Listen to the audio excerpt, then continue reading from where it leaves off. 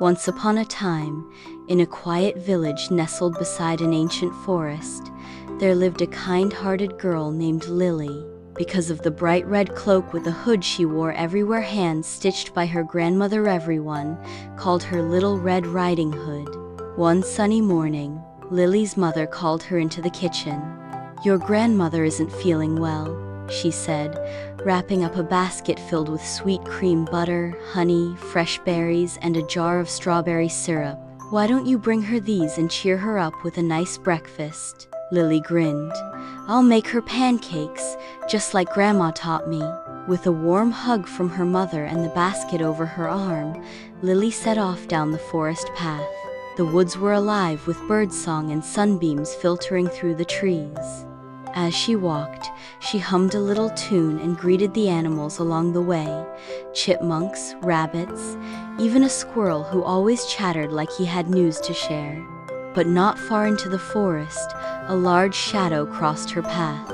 Out from behind a tree stepped a wolf, sleek and silver, with a sly smile and a curious glint in his eye.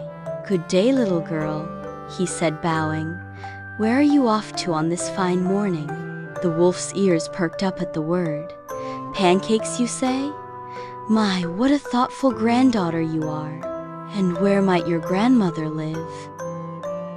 "Just past the tall pine trees near the edge of the forest," Lily said, then continued on her way, waving politely.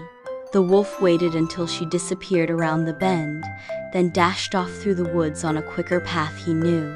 When the wolf arrived at Grandma's cottage, he knocked on the door. "Who is it?" called Grandma. "It's me, Little Red Riding Hood," the wolf mimicked sweetly. Grandma was wise and not easily fooled. Peeking through the window, she saw the glint of fur and the sharp nose. Without a sound, she slipped out the back door and hid in the woods. Meanwhile, the wolf crept into the house, put on Grandma's nightcap and glasses, and slipped under the covers to wait. Soon after, Lily arrived. "Grandma, I brought breakfast," she called out, pushing open the door. She found her grandmother tucked into bed, but something felt off. "Grandma, what big eyes you have," Lily said. "All the better to see your delicious pancakes with, my dear." "Grandma, what big ears you have." "All the better to hear your sizzling batter with, my dear." "And Grandma, what big teeth you have." "All the better to eat you with," the wolf growled, leaping out of bed. But before he could pounce, the front door burst open. Grandma stood there with a frying pan in one hand and a wooden spoon in the other. "Not today, you rascal." Behind her was a bear, a deer, a family of foxes, and a squirrel wielding a walnut like a weapon. These were Grandma's Woodland Neighborshire Breakfast Club. The wolf froze. "All right, I'm sorry," he stammered. "I just wanted some pancakes." Lily giggled despite herself. "You should have just asked." Grandma lowered her pan. "He's not hurt anyone, just tried to trick us. Maybe he's just lonely and hungry." So they struck a deal. That morning, everyone pitched in. Lily whipped up a big stack of pancakes, Grandma brewed fresh tea, and the wolf helped set the table.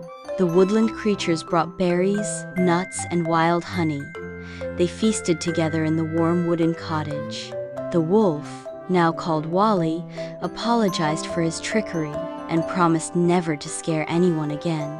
Lily shared her recipe for honeyberry pancakes, and Grandma even gave Wally a scarf of his own gray with little red stripes.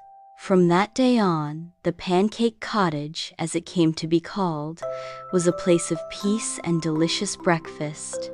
Every weekend, creatures from all around the forest came to enjoy pancakes, swap stories, and laugh around the table. And as for Little Red Riding Hood, she never again walked alone through the woods, but not because she was afraid. She simply had too many new friends who loved to join her.